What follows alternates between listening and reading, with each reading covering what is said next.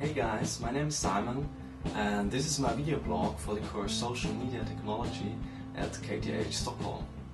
This morning when I was starting the day with my usual morning routine, which consists of workout, Swedish breakfast and checking social media news on Mashable.com, I found a very interesting news article about Facebook. The title says Facebook tweaks newsfeed for more high quality content. The main topic of the article is that Facebook updated its newsfeed algorithm so that users have more news and links to appear in their news feeds. According to the author, Kurt Wagner, Facebook tries to create more conversation around articles in the comments. While in the past stories you commented on just disappeared or were really hard to find again, Facebook will now highlight these topics on top of your newsfeed so that you always can see what is in discussion right now or what your friends are debating on. When I was asking myself what are the main aims of Facebook doing this, the following things came into my mind. First, Facebook wants to increase the interactivity between the users. They want us to be more involved in current topics on our newsfeed side. Second, Facebook wants us to keep track on where we commented on so we don't get lost in the newsfeed jungle, so thank you so much Facebook. Number 3, and this is maybe the most crucial point, I think that Facebook just wants us to spend more time on their site, talking to and discussing with our friends about issues online rather than in real life. They want us to get stuck on Facebook. Stuck.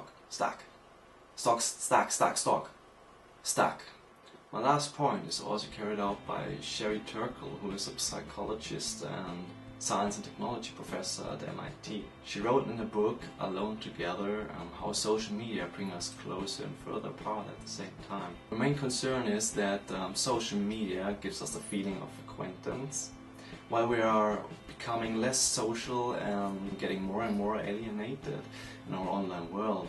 In her opinion, the impact of social media causes a loss of meaningful relationships.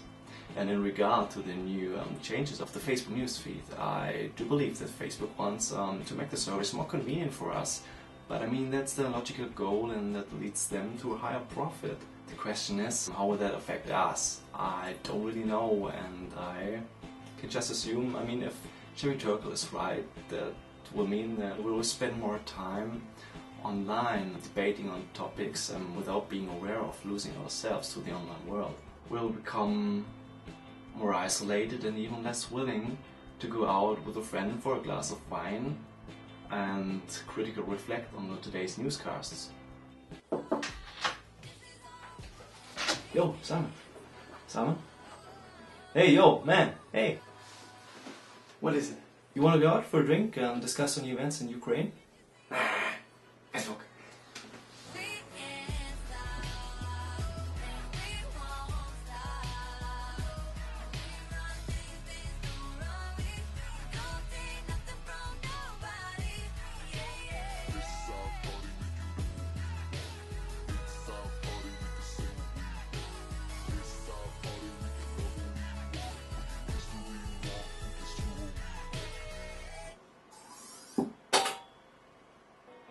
I started further investigation in order to get a better overview of the topic, and I got immediately directed to the first-hand source, Facebook's blog.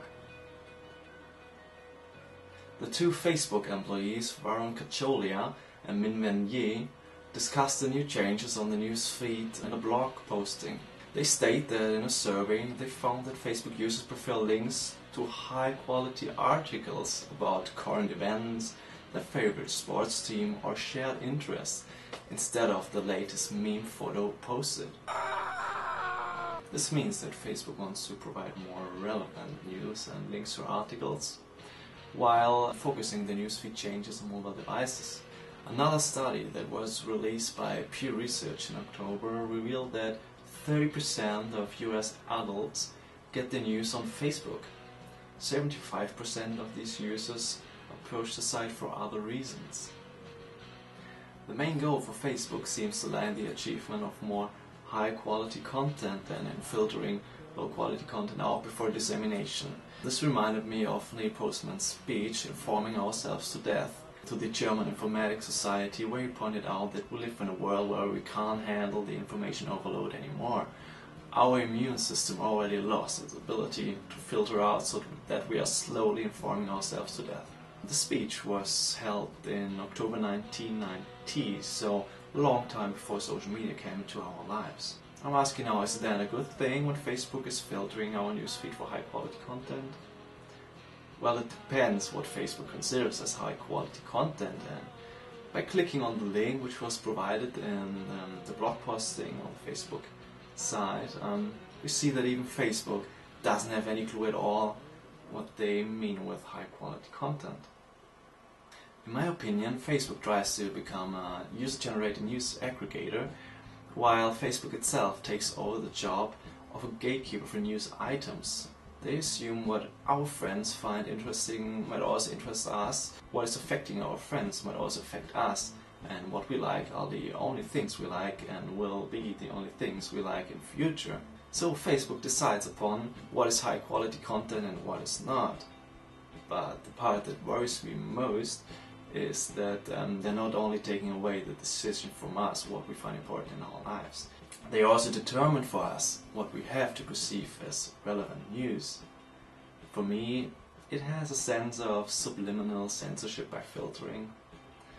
And when we combine my thoughts with the fact that more and more people consume the news through Facebook, then Nicholas Carr might be right with what he wrote in his book, The Shallows, What the Internet is Doing to Our Brains. The conclusion of the book is that Carr believes the Internet and social media makes us well informed, but at the same time stupid, as we become shallow thinkers and not being able anymore to discuss a topic in depth.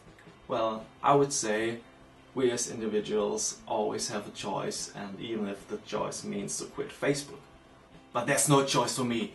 I will go on Facebook now and check the news. So guys, now it's up to you. What do you think about all this? But please don't make any comments down below in the comment section, because you better not be pointed out as a shallow thinker.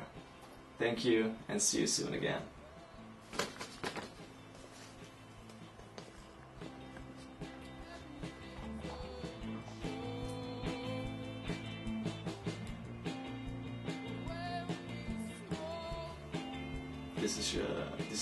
Das ist, weiß auch nicht, was das ist.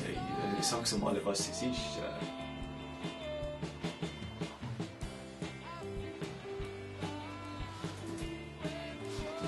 What is it?